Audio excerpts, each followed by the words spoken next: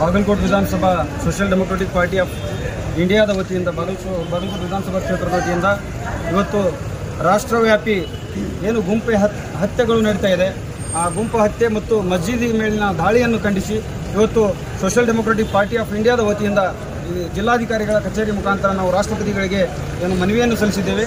ಮುಂದಿನ ದಿನಮಾನಗಳಲ್ಲಿ ಈ ರಾಷ್ಟ್ರದಲ್ಲಿ NDA ಸರ್ಕಾರ 3ನೇ ಬಾರಿಗೆ ಅಧಿಕಾರಕ್ಕೆ ಬಂದ ನಂತರ ಇಲ್ಲಿವರೆಗೂ 7 ಮುಸ್ಲಿಂ ಯುವಕರ ಮೇಲೆ ಏನು ಗುಂಪು ಹತ್ಯೆಯನ್ನು ನಡೆಸಲಾಗಿದೆ ಮತ್ತು ಅದೇ ತರನಾಗಿ ಕೊಲ್ಲಾಪುರದ ಜಾಮಿಯಾ ಮಸ್ಜಿದ್ ಮೇಲೆ ದುಷ್ಕರ್ಮಿಗಳು ಇವತ್ತು RSSನ ಗೂಂಡಾಗಳು ಅಂತ ಹೇಳಿಕೆ ನಾನು ಇಷ್ಟಪಡ್ತಾ ಇದ್ದೀನಿ.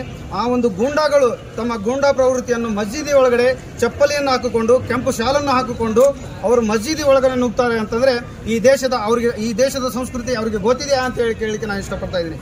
ಯಾಕಂತಂದರೆ ಯಾವುದೇ ಧರ್ಮದ ವ್ಯಕ್ತಿಗೆ ನಾವು ನಿಂದಿಸುವಂತಹ ಈ ಒಂದು ಸಂವಿಧಾನದ ಅಡಿಯಲ್ಲಿ ಬದುಕ್ತೀವಿ ಅಂತಂದರೆ ಯಾವುದೇ ಧರ್ಮದ ವ್ಯಕ್ತಿಗೆ ನಾವು ನಿಂದಿಸಬಾರ್ದು, ಯಾವುದೇ ತಾರತಮ್ಯವನ್ನು ಕೂಡ ಮಾಡಬಾರ್ದು. ಅಂತ ಒಂದು ದೇಶದಲ್ಲಿರುವಂತಹ ಈ ಒಂದು RSS ಸಂಘಟನೆಯನ್ನು ಮಾನ್ಯ ರಾಷ್ಟ್ರಪತಿಗಳು ಆದಷ್ಟು ಬೇಗನೆ ಇಂತಹ ದುಷ್ಕೃತ್ಯದಲ್ಲಿ ಭಾಗಿಯಾದಂಥ ಎಲ್ಲ ಏನು ಕಿಡಿಗೇಡಿಗಳಿಗೆ ಕಠಿಣವಾದ ಶಿಕ್ಷೆಯನ್ನು ಆಗ್ರಹಿಸಬೇಕು.